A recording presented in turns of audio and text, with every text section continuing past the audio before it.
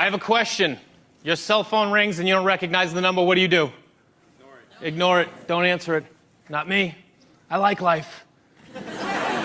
The other day, my cell phone rang 917. That's a New York number. I didn't know who it was. I picked it up anyway. I hit talk. I said, hello. Guy in the line goes, hey, Bruce, what's going on?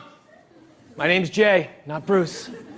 So I said, nothing much, man. What's going on with you?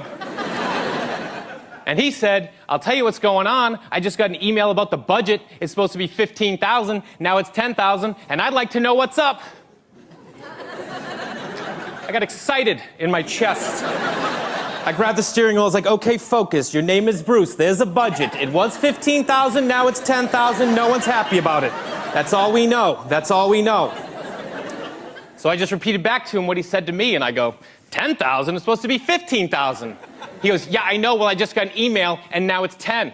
I go, listen, man, I don't know what to tell you. I've been on the road all day. I haven't even seen it. And he goes, did you send this out? I give him some attitude to Bruce. I didn't like it. I said, listen, man, the budget was $15,000. We had a couple extra expenditures. It went up to $16,200. I reworked it, got it down to $14,700. I had $300 to play with, so I called it $15,000, and I sent it out. And he goes, yeah, well, now it's 10, man. And I was like, oh, my God, that worked. That worked. Phase one complete. Phase one complete. Like, now I'm in the door. I have a 401k. I was at the Christmas party, okay? So he goes, did Larry okay this?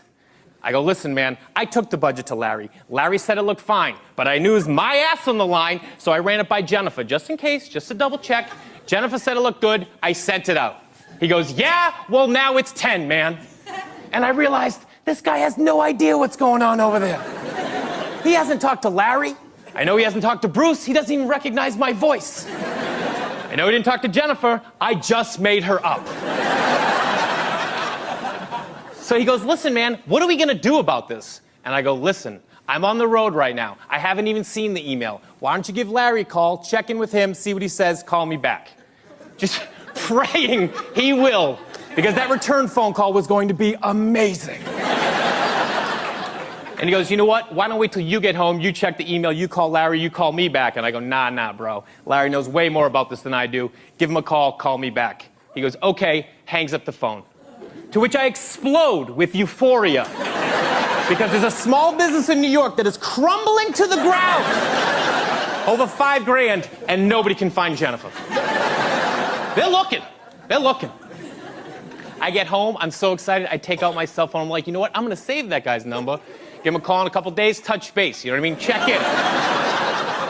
See where we're at, you know? So I save it in my phone under random guy. That's what he is, he's a random guy.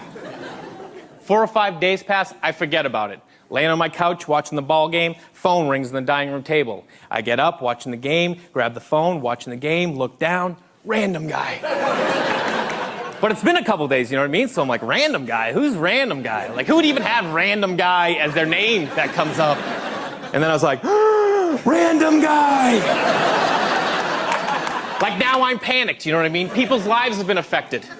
It's only $5,000, but I don't know how big that company is. But I'm addicted to it.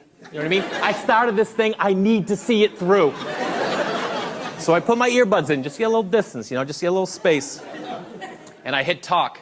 Same guy goes, hey, Larry, what's going on? Yeah, now he's calling me Larry. He knows something's up, but I'm not about to back down. I go, nothing much, man, what's going on with you? And he goes, well, I got us on conference call with Janelle and Marie. And I was like, okay, here we go, here we go. This is why we play the game, you guys. This is why we play the game. So I go, welcome to the call, ladies, as if to say, welcome to the show. You know what I mean? Here we go. Marie takes the lead. She goes, hey, Larry, what time is it where you are? I live in LA, they're in New York, it's 5:30, so I go, 8:30. It's 8:30. She goes, really, what's the weather like? And I was like, oh, weather's nice, weather's nice. She goes, you know, this doesn't sound like Larry. And I go, oh, yeah? Who's it sound like? And a random guy chirps him from the back, and he goes, sounds like Bruce! Sounds like Bruce! Like he's gonna blow this case wide open. And I go, listen, guys, this isn't Larry, and it isn't Bruce. And Marie goes, who is this? I said, I'm just some guy who had nothing better to do than to mess with you guys.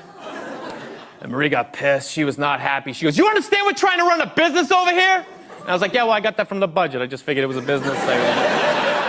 And she goes, what do you think? This is some kind of joke? And I was like, well, a little bit. Thought it's pretty funny. That's pretty funny. And she goes, let me ask you something. And I go, no, you let me ask you something. And she goes, what? And I go, where we at with the budget?